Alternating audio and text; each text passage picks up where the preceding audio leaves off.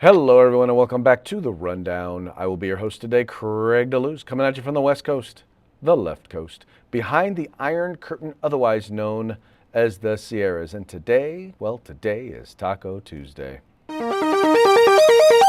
It's raining tacos from out of the sky.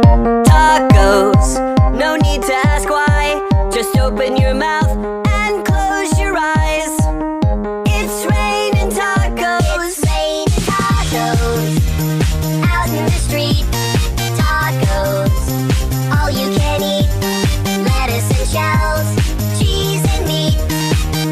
It's raining tacos. Yum, yum, yum, yum, yummity yum. It's like a dream. Yum, yum, yum, yum, yummity yum. Bring your sour cream. Oh, that's right, folks. Today, once again, is Taco Tuesday. We are enjoying the grub, and well, maybe it's just because we like to eat. I don't know. Like I said, I've always said tacos are the quintessential example of America, like how we have become, like, I don't want to say a melting pot. Yeah, let's say melting pot or a tossed salad, however you want to call it. But we just take everything that is brought to the United States of America and we just make it better. We do. Anyway. Having a good time. Do not know what sort of tacos I will be enjoying this evening, but my daughter has assured me that tacos are on the menu. So we shall see exactly how that works out. I've never had a bad taco. I don't know if maybe it's just me, but I think you really got to go a long way to mess up a taco. It takes a lot of work. So I'm believing that, all is going to be good in the DeLuz household this evening as we enjoy our tacos. In any case, as you can see, Mike is not here with us today, but I am here, you're here, we're here. We're going to have a great time talking about the news of the day, but we're going to do it like we normally do. We're going to start off with a quick shout out to our sponsors. We're going to start with the folks over at Hitman Industries. Now, they make rifle and pistol caliber barrels. They're available for purchase at any length. All you have to do is go to their website, hitmanindustries.net. Check them out, find the barrel that you're looking for, and make your purchase today. Then we've got the folks over at the California Republican Assembly working to help elect conservatives at all levels of government, from school board all the way up to President of the United States. In fact, Ronald Reagan once referred to CRA as the conscience of the Republican Party. Find out why. All you got to do is go to cragop.org. That's cragop.org. If you want to be a part of California's future today, you got to join CRA.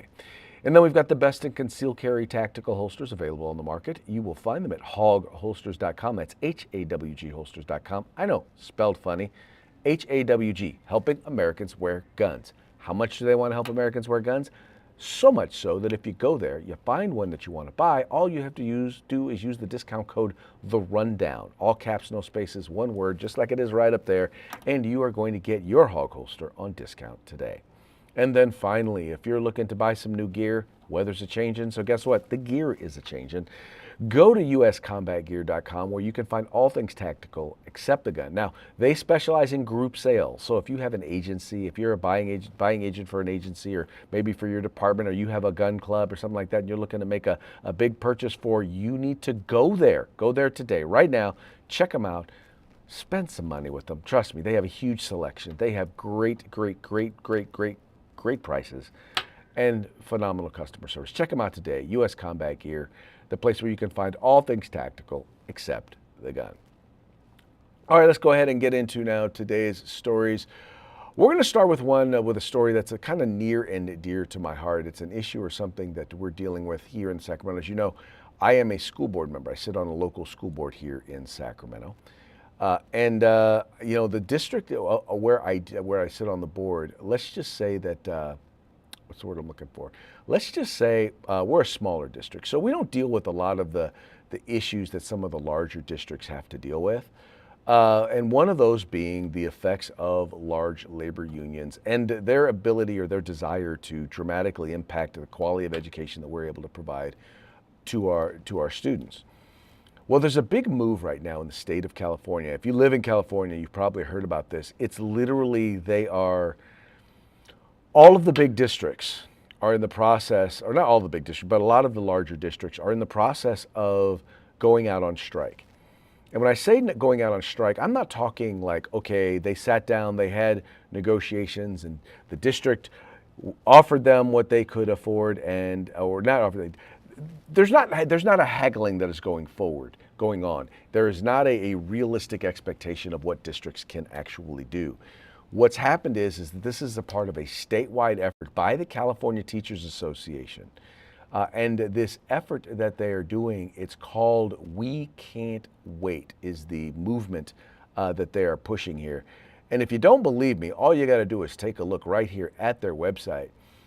This is their campaign website, and if you look down here, it says our public schools are worth fighting for. But notice they're not negotiating. They're not debating for public schools. Everything that they're asking for has to do with pay, has to do with benefits, has to do with increasing their membership size. And they have basically 32 California school districts, several of which are right here in Sacramento, California. If you look here, you've got Anaheim, you've got Berkeley, you've got Berryessa, you've got what it doesn't say here is you've also got LA Unified, you've got Elk Grove Unified, you've got City of Sacramento school districts. And the things that they are debating, first of all, they're talking about fully staffing schools. So what they're talking about is class size and caseloads, which basically means they want more members. They're saying that they want safe, sustainable. There is nothing in what they are looking for. Oh, they're talking about layoffs. So in other words, they don't want people to be laid off. But what they're also looking for, they're talking about competitive wage and benefits. Well, keeping in mind that California teachers are paid on average over $100,000 a year. That's for 9 months worth of work and a job that is largely guaranteed after about 18 months. And here's what they're looking to do. They're saying here, the union educators from school districts across the state are organizing alongside parents, students, and communities to win. What they're doing is they are striking. Here in Sacramento, you have school districts like the San Juan School District is striking. You have Sacramento City Unified is threatening a strike. Twin Rivers, which is another large school district, is going out on strike. Natomas Unified School District here in Sacramento, once again, is going out on strike. And to put it to you this way, this effort is actually gaining national attention. This is an article over at Politico. It says, United Front, California teachers unions raise stakes in contract talks. California's teachers unions are flexing their muscle in a new way, banding together to leverage the threat of mass strikes for better pay and increased funding from the state. Teachers in San Francisco have announced they are walking off the job Monday. Their counterparts in San Diego are set for a one-day work stoppage. Now, by the way, this is last month, right? Now you have not only Los Angeles, you've got San Diego, you've also got Sacramento, not Sacramento, you've got Elk Grove. No, not Elk Grove. You've got San Juan Unified. You've got Twin Rivers Unified. You've got Natomas Unified. You've got a bunch of other districts up and down the state. All told, there are more than 24, actually almost 36 unions representing about 80,000 teachers around the state. Say they are at an impasse in negotiations over new contracts. The confluence of labor unrest in so many school districts is not happenstance, but the result of a strategy organized by the California Teachers Association, the union's politically powerful state operation. Looking ahead to this day, the association coordinated with local chapters aligning their contracts to expire at the same time last summer, which has led to a chorus of strike threats. The campaign, dubbed "We Can't Wait," is meant to improve the hands that local union officials are playing during negotiations over improved class sizes, not more resources for students, better wages and benefits. That's what they're looking for right there.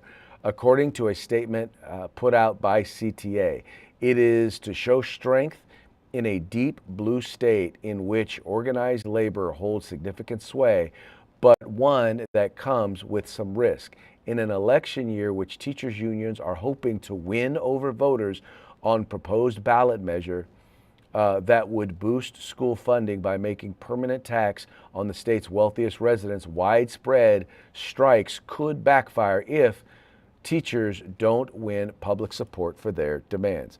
So this is all a publicity stunt. In other words, if your kids right now are not in class, in the state of California. It's because they are basically pawns. They are the hostages in this hostage negotiation in order to improve the pay for teachers. Now, once again, I'll just say this. In the state of California, first of all, the state of California has the highest paid teachers in the entire country. No doubt. There is no doubt that they make over $100,000 a year. When I say over 100, in some cases, like in the area of Northern California, it's closer to $110,000 a year. That's for 9 months worth of work, keeping in mind that they're off during the summer, June, July, August, right? They get just about every, not just about, they get every holiday off. They get 2 weeks during the Christmas holiday. And then on top of that, in the state of California, we have this thing called tenure, right? Every state has it, but in California, you get tenure after 2 years, meaning it takes an act of Congress. I say an act of Congress because God's not allowed in California public schools, but it takes an act of Congress to get rid of you, to get rid of a bad teacher. In fact, they did a study, and this was well over a decade ago. It takes on average, I'm going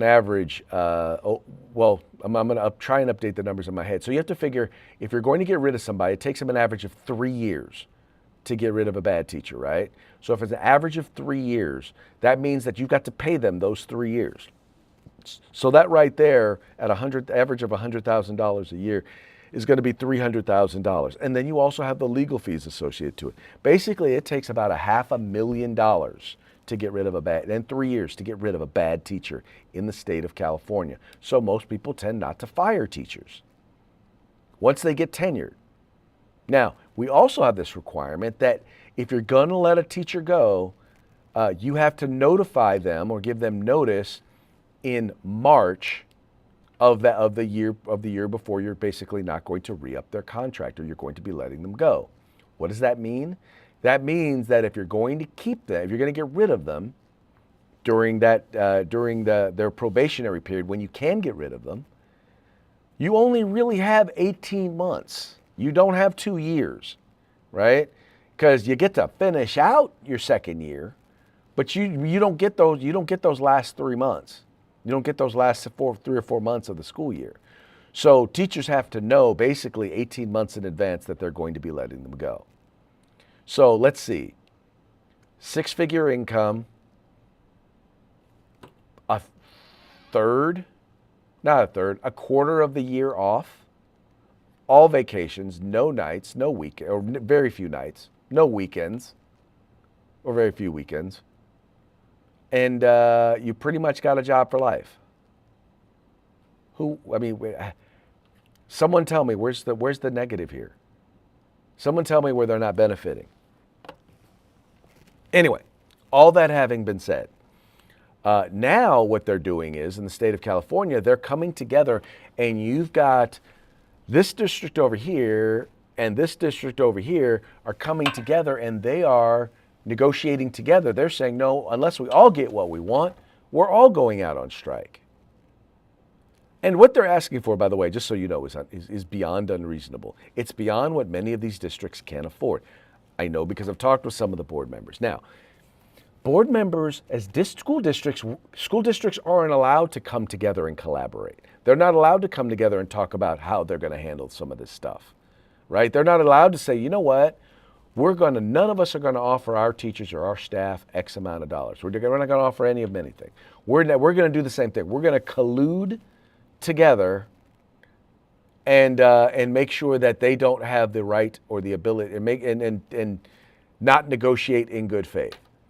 You know that if we did that, if school districts did that they would be, oh my God, they would lose their minds. They would be out there filing lawsuits against school districts for coming together and colluding, calling it monopolistic. But that's exactly what they're doing. And they're saying, well, we're trying to get more money from state lawmakers. Well, keep in mind, these are the same lawmakers who are passing laws that are chasing the people who pay most of our taxes in the state of California out of the state of California. You heard what they said. California relies overwhelmingly on the wealthy, on the investment class to pay taxes. But they're passing things like first of all, they have a highly progressive taxes. Like we have the highest tax on high income earners in the entire country. You add that to the fact that there's a ballot initiative to push what's called a wealth tax, meaning they don't just want to tax you on what you earn, they want to tax you on what you have, or what they think you, the value of what they believe you have.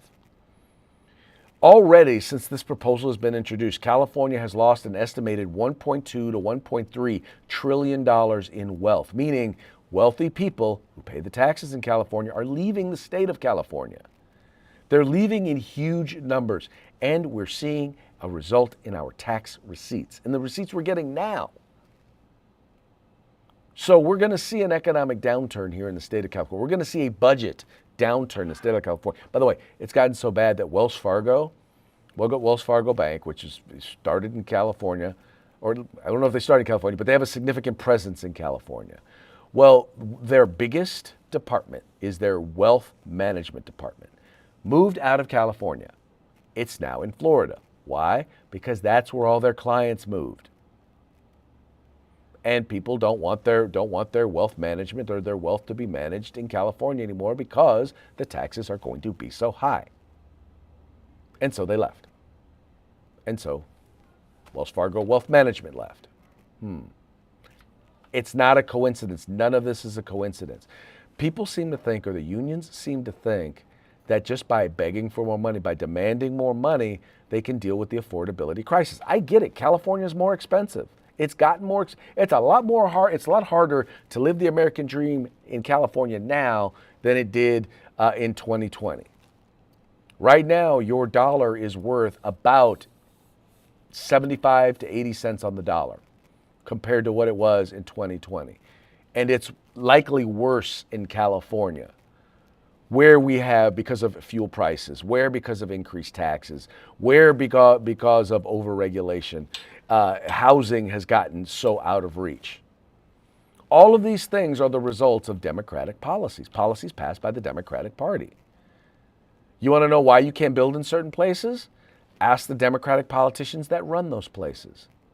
You want to know why there's so much in terms of environmental costs, why it costs over $100,000 in fees and taxes and regulations before you even put a shovel in the ground to build a single family home in the state of California?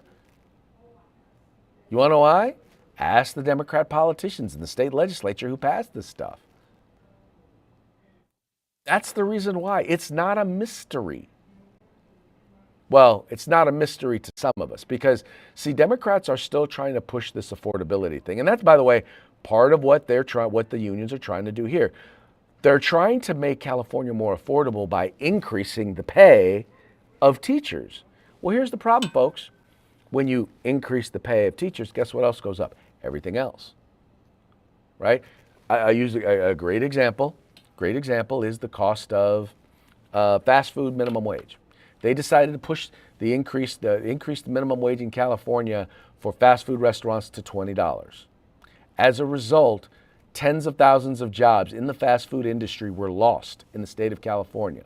So not only, for people who were able to retain their jobs, they got a pay increase, but tens of thousands of people who work in the fast food industry lost their jobs. Oh, by the way, guess what also happened to those folks who actually did see an increase in their pay? Their cost of living went up.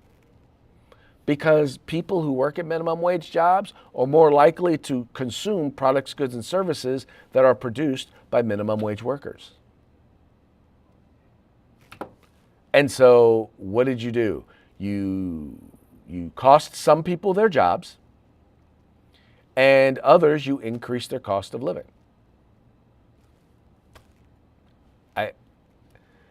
And now we're starting to, and this is what, by the way, what the worst part about all this is, when it comes to the teachers in particular, is they're holding students' educations hostage.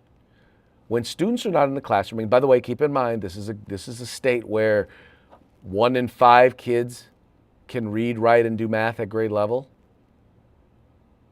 Think about that. 1 in 5 can read, write, and or do math at grade level. I think they need as much time in the classroom as they can get. I don't think they need people I don't think they need to be sitting at home or sitting in an auditorium because you don't have enough teachers. I mean, if nothing else, how about this? How about we start doing pay for performance?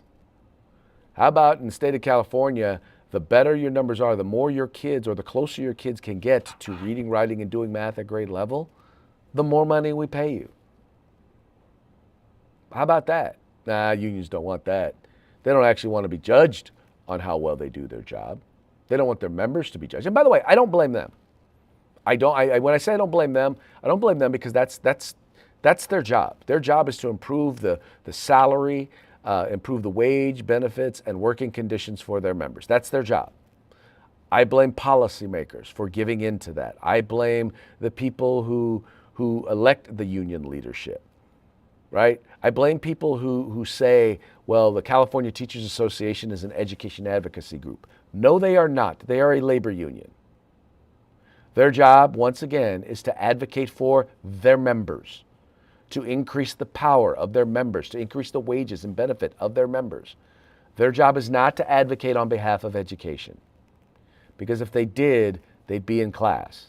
Their members would be in classrooms right now, but they are not.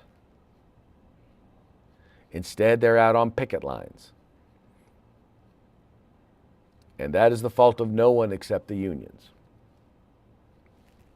Right? I mean, and it's, by the way, the funny part is that if you really want to come down to it, it's the unaffordability policies that the very Democrats that the unions have supported that have created this mess for them. Right? Great example is right there in the state of Nevada. Nevada is the neighbor to the state of California, and they're dealing with an affordability crisis right there. Now, Nevada used to be known as a very affordable place to live, right? In fact, that's the very subject of this Associated Press article right here. It says, once a beacon of cheap homes, Nevada has become a symbol of America's struggle with high costs. When his parents were about his age, they bought their first home. But for 27-year-old Brian Torres Souzo, that milestone feels like a distant dream, despite a secure job with union wages and down payment assistance. Torres expects to continue sharing an apartment with roommates for the foreseeable future, kept on the sidelines of home ownership by stubbornly high prices, even in cities once known for their affordability, such as his native Las Vegas. He is not alone. A restless electorate frustrated by high prices, the cost of housing stands out. Democrats are pushing to channel this anger to support their quest to chip away at Republicans' unified control of Washington, maintaining their focus on economic concerns, even when war with Iran dominates the news. Their path cuts through Nevada, a perennial swing state won by Republican Donald Trump in 2024 presidential election, and now home to closely contested U.S. House races. Quote, I would be paying a lot more in mortgage than I am rent right now, said Torres Souzo, a food runner at the Las Vegas Strip. Sometimes he feels like politicians aren't listening to the people like him. It'd be nice if more people that knew what it's like to work for a living could be in those rooms making decisions, he added. Now, they talk about housing affordability isn't just a coastal cost. In all directions from strip track homes with sharp angled roofs and earthy paint schemes sprout from the desert by the dozen streets, nowhere snake through the dirt. Ready for future homes. Wooden signs dot roads advertising homes from $300,000 for a townhome to $1 million for big houses in most desirable suburban neighborhoods. Now, the funny part is that now they're blaming big investors. They're saying big investors basically own 11% of single-family homes in Las Vegas, and they're buying them to rent them out. These are companies like Blackstone that give money to Democratic politicians, almost exclusively to Democratic politicians. And they're pointing out that, the midterm elections are going to count on the issue of affordability. But once again, I want to ask you, who's setting the policies that have causes the cost in Las Vegas to go up? Democrats. Who sets the policy in the state of Nevada, which, while it is a perennial swing state, but the legislature for the last decade, I believe, or the last few years at least, has been controlled by Democrats. If you want to look at environmental regulation, if you want to look at wage regulations, if you want to look at restrictive zoning laws, all of that are things that have been put in place by Democrats. These are the things that are driving up the cost of housing. Oh, by the way, the other thing is I hate to say this, but it's also people moving there. Why are they moving there? Because they're leaving California. The number one destination for people leaving Los Angeles is Las Vegas. Most of the people who are, by the way, electing these people in Las Vegas are from Los Angeles, which is odd. It's like, okay, wait a minute. You couldn't afford to live the American dream in California, in Los Angeles, where you elected Democrat from governor all the way down to dog catcher. You recognize that it's unaffordable. You can no longer afford to live the American dream there. So you go to Las Vegas, you go to another state, you take your stinking thinking with you, and you elect the same exact people. And then you wonder why it ain't working. They implement the same exact policies. Look at the places that have been deemed the most unaffordable. New York, San Diego, which, oh, by the way, the most expensive places to live in the country, in the top 10, like 6 to 7 of them are in California. I think there's one in Florida, and that's, I mean, when I talk about unaffordable, at least there for a multi-million-dollar home, you're getting a mansion. It may be unaffordable. There may not be a lot of affordable housing there, but it ain't like California, like the San Francisco Bay Area, where you pay $1 million and you may get an 800 to 1,000 square foot, 2-bedroom, 1-bath home. Yeah, that's what they're paying there. Just not saying, just saying. But once again, that's all the impact of Democratic policies. Now, I'm not saying you don't need any environmental policies, but there's got to be things within reason. I'm not saying that you don't need any wage laws. Well, I am saying you don't need any wage laws. I'm sorry, but minimum wage, economics 101, basic economics. Price ceilings and price floors cause economic problems. They just do. That's just basic economics. It's called law of supply and demand. If you don't know what that is, take a moment and look it up. But once again, you can't think that you can blame policies, you can blame Republicans, and that's what they're hoping. They're hoping that they can blame Republicans because Republicans are now in charge. What they don't show you, what they don't tell you is a lot of costs have leveled off. Some costs have gone down, but for the most part, costs have leveled off. Inflation is down now from a high of 10%. It's down now to a low of about 2.3%. The general target that you're looking for is to get it down around or under 2%. But overwhelmingly, the overwhelming majority of the increase in cost, probably about 90% of the increase in cost that you've experienced in the last 5 years, happened during the Biden administration. It happened when we were flooding the economy with tons of money that had no backing. We were literally printing money and sending it out into the world. On top of restricting where we could drill for energy or seek energy. On top of adding government jobs. By the way, almost overwhelmingly the majority of the jobs that were created during the Biden administration were government jobs, meaning they're not producing anything. At least right now, at least in the Trump administration, what you're seeing is the jobs that are being created, although, it's not growing as fast as I think any of us would like, but the jobs that are being created are overwhelmingly being created in the private sector. They are people who are creating, they're adding to the GDP. As opposed to those that are being funded and paid for by tax dollars. See, those people in private industry, they're being paid with the money you earn. You're right. You earn money, you go buy something, right? You go buy something, you go pay for a service. They earn money, they pay taxes. That's how that works. But see, that's not what what they were benefiting from under the Biden administration. It was basically people go get a job and you get nothing except you pay for that person's job.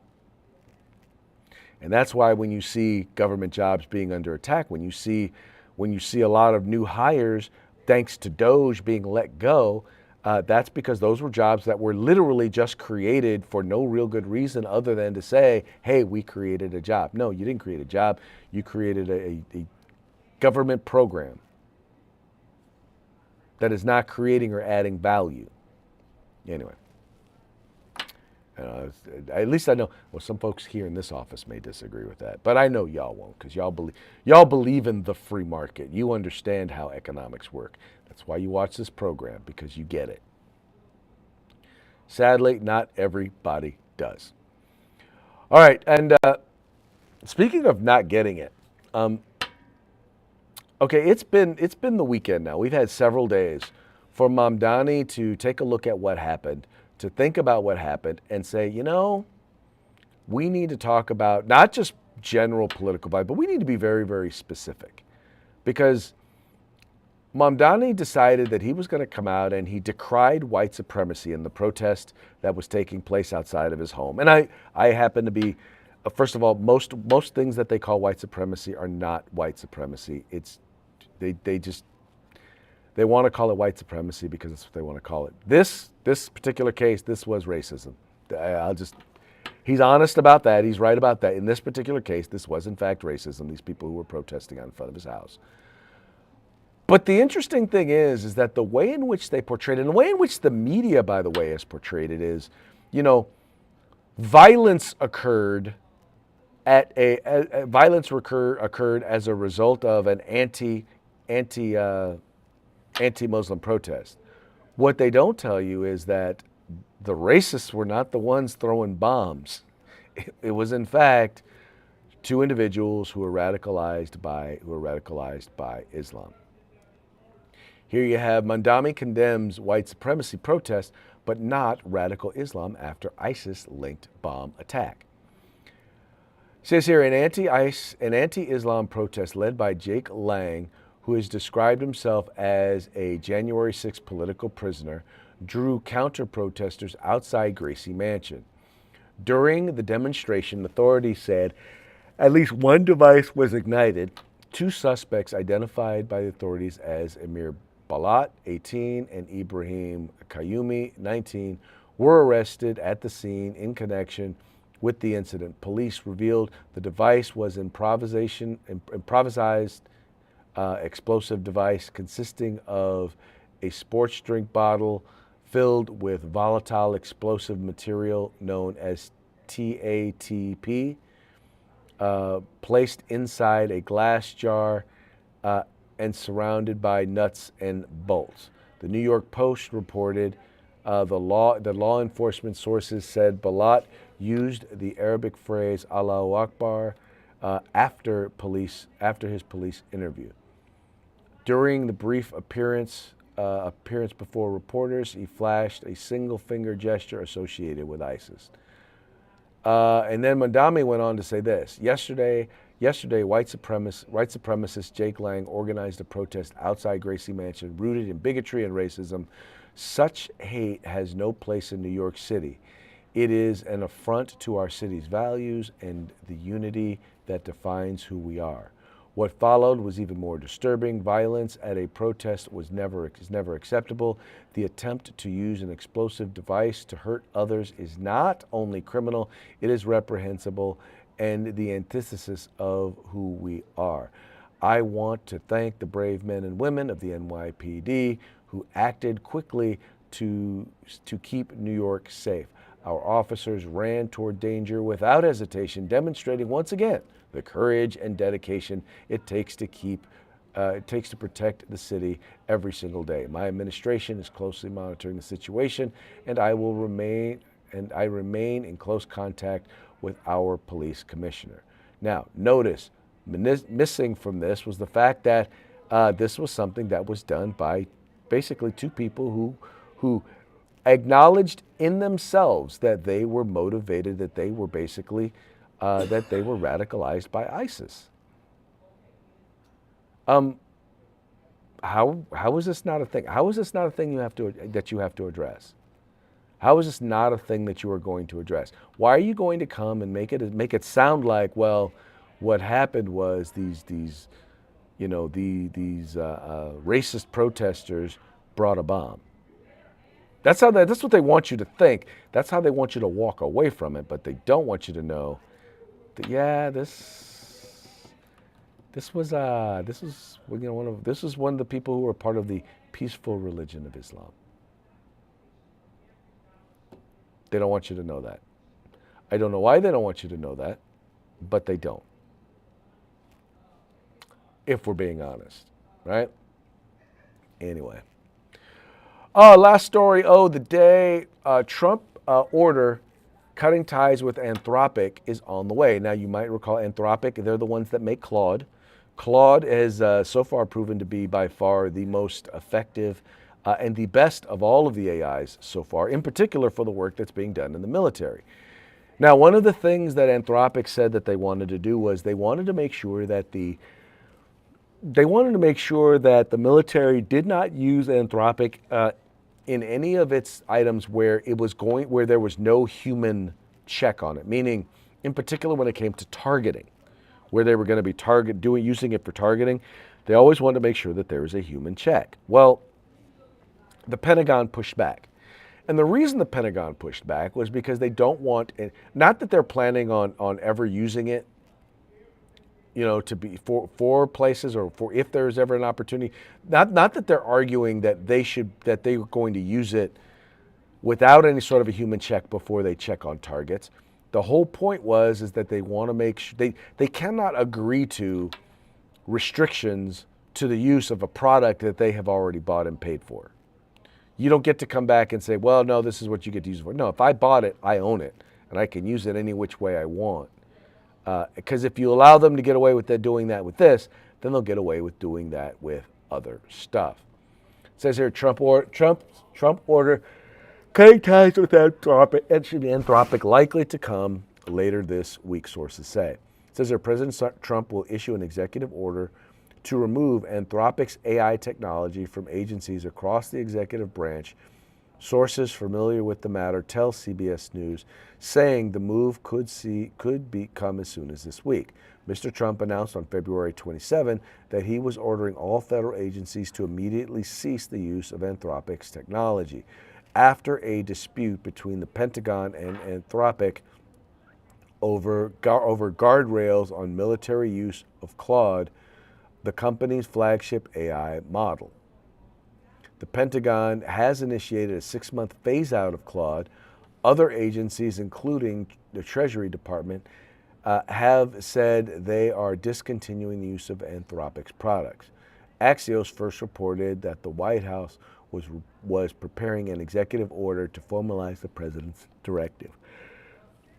So in other words, they're basically saying, yeah, no, if you're going to try and dictate to us how we can use something that we bought and paid for, then we're going to not use it. And I'm okay with that. I think that's the way they should do it. I don't think, it's like telling someone, it's like, okay, if Lockheed Martin said, okay, well, you can buy our planes, but you can't use our planes to drop bombs.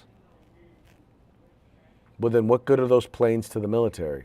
Why would you buy those planes in the military if you can't use it to do whatever it is that you want? Maybe they don't want it to drop the bunker buster bomb. Doesn't matter. Does not matter. Once I buy it, I own it, and you don't get to dictate how I use it. And the American government needs to be the same way. And I guess they're figuring, yeah, no, done with y'all then. Y'all need Americans' business a lot more than America needs your business. Anyway, just my 2 cents. All right, folks, well, that now brings us to our parting shots. Parting shots are brought to you by Hog Holsters. Go to hogholsters.com. Use the discount code The Rundown, all caps, no spaces, one word. Get your Hog Holster today. Our parting shots today will all be brought to you by our friends over at the Babylon Beef, fake news that you can trust. It says here, CNN reports on Japanese teenagers who came to Hawaii for what could have been a beautiful day at the beach. And that, by the way, is kind of a play on what they did with the two teenagers. They basically talked about how they came to New York and their visit could have been so different, right? They acted as if what happened to them, not that they actually did something wrong, like, I don't know, try to throw bombs at people they politically disagreed with. Iran warns U.S. it has a huge stockpile of supreme leaders. And that's why their newest leader is the son of the former leader. So, which, by the way, come to find out, in his will, in whatever document he left, he specifically said, do not make this dude in charge of anything, right? I mean, his own father didn't want him running the country, and now he is. So maybe that's why I decided to go ahead and make him third, because I figure he'll probably get taken out. About that, I do not know. And then finally, Europe, under persistent delusion, anyone cares what it thinks. And here's the deal. The reason why we don't care is because in many cases, with the exception of countries like Poland, which are standing up for Western values, which is standing up for against the radicalization of their government by those who are basically flooding into their country, that's pretty much it. And so what I find funny is that Europe only has a national defense because we provide it for them. So I give a rip what they have to say about anything on the world stage, to be quite honest. Not saying, just saying. Anyway, like I said, not saying, just saying.